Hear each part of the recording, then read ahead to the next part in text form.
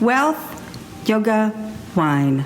Welcome to my podcast. I'm Valerie Hale. Hard optimism.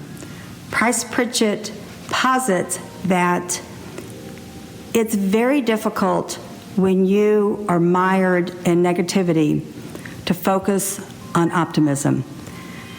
What does he mean about hard optimism?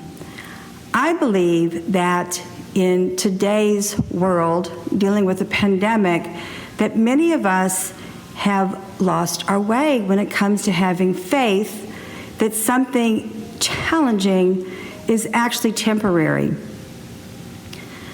He wants us to believe that our challenges are, of course, all part of our life.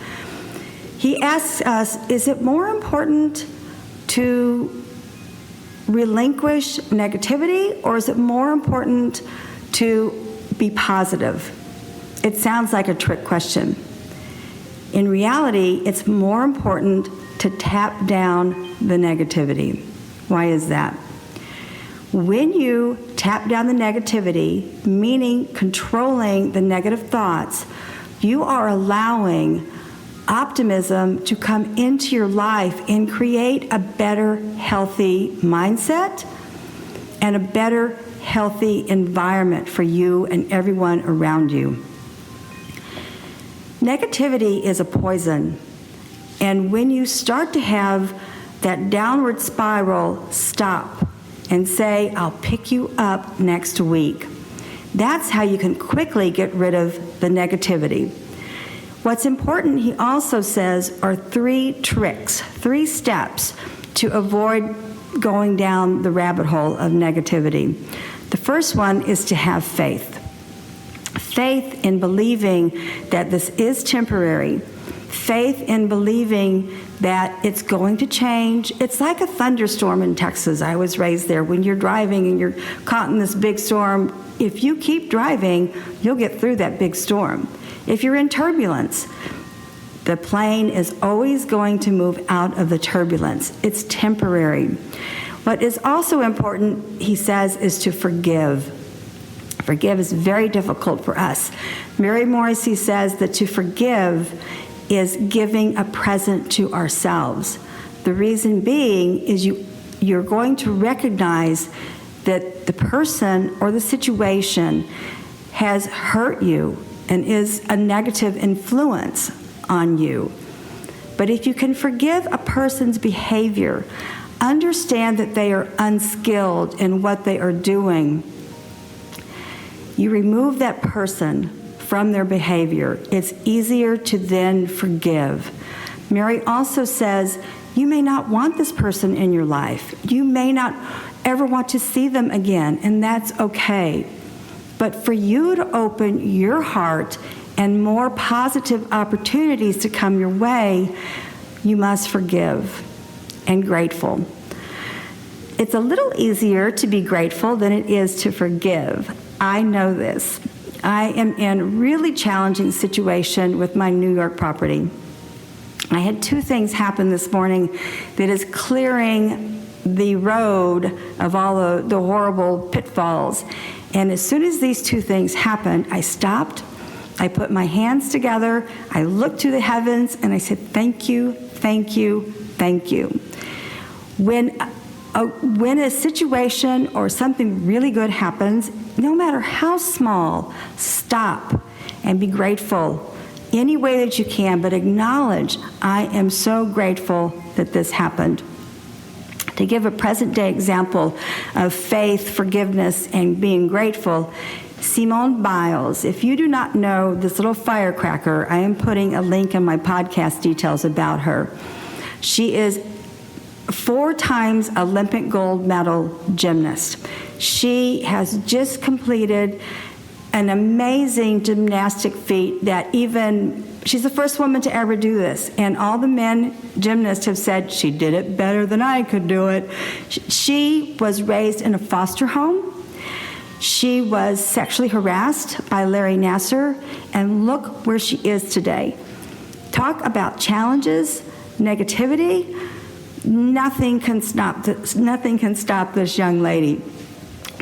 remember that we all have challenges, we all have adversity. And the trick here that Price Pritchett wants us to realize is that we have control over the situation, and it's in our thoughts. I know it's difficult to believe that there's silver lining to one of the most challenging times in your life, a tragic illness.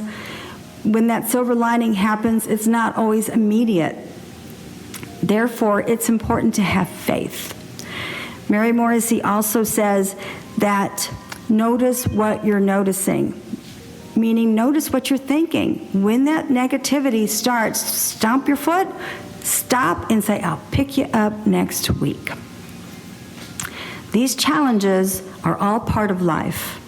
And in Kundalini Yoga, one of my virtual teachers, Guru Jagat, has a discussion about the way you manage challenges in your life is the same way you're going to manage success. Let's dive a little deeper into that because it's confusing. You already know what I've suggested through Price Pritchett on how to manage your challenges. Your successes can also be a little challenging because you may believe success came through good luck. Stop thinking that way. Success came to you because of your talent and your skill. Success is not fleeting when you acknowledge it and you are grateful that it came to you because of your will to be optimistic. Don't be narcissistic, and don't believe that it's just good luck. You have the skill and the talent to get success in your life. Wine. I was lucky to be in good company this week with Forbes magazine because they also discussed 3 great summer whites, and one of them is Gruner Veltliner. That is the grape that's in it. It's from Austria. Because it has an iron flavor profile and a lot of minerality, it's great with grilled vegetables. It is very good with your lighter meats, even though I'm a vegetarian, but you do want to grill with Gruner Veltliner. I think that's the real trick to food pairing here. Secondly, let's go to France. I love the wines from the Loire Valley, specifically Saumur Blanc. Chenin Blanc is the predominant white grape that's in the Loire Valley. When you visit Loire Valley, the terroir, the soil, is schisty, which means millions of years ago, that area was under an ocean. All these white crushed seashells actually produce a wine that's a little briny.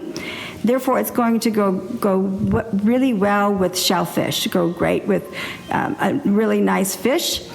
And what makes these wines so exquisite is they're food-friendly, and they're easy to drink by themselves. They're not too expensive, between $15 and $20, I think, now for a Saumur Blanc.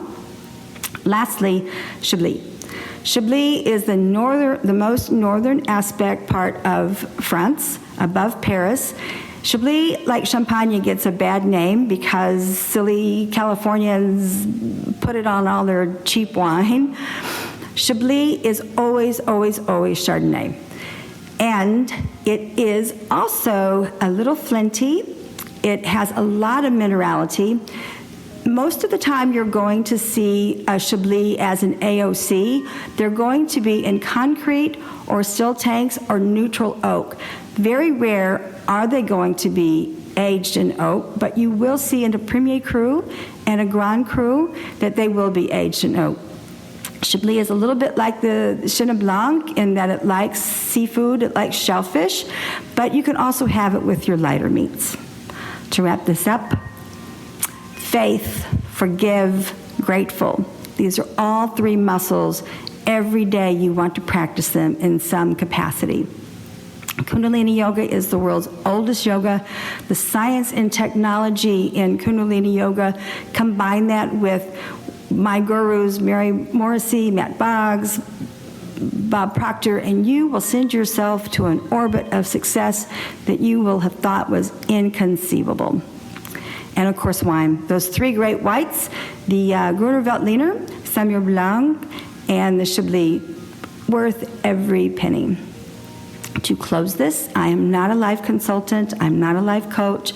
I am an affiliate with Mary Morrissey and Matt Boggs am Bob Proctor. When you go to my website and click on Wealth, there are 3 master classes there. They are free. They would like for you to sign up for a multi-week program. When you do that, I receive a commission, and that's how I pay my rent. Merci.